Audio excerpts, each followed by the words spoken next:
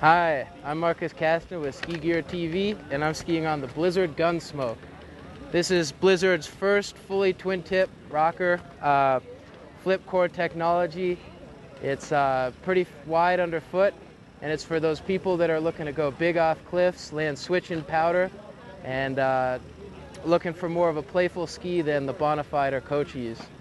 It's also surprisingly does really well on groomers too, so it's pretty sweet coming down on the cat tracks, and it's not squirrely at all.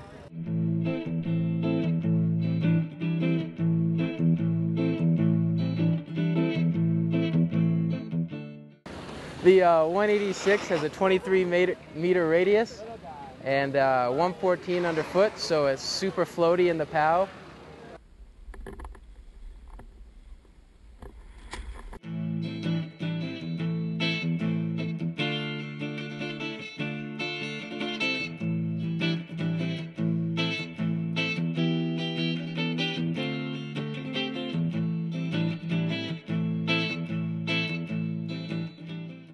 Be sure to check them out at your local Blizzard dealer. This is Marcus Caston with Ski Gear TV.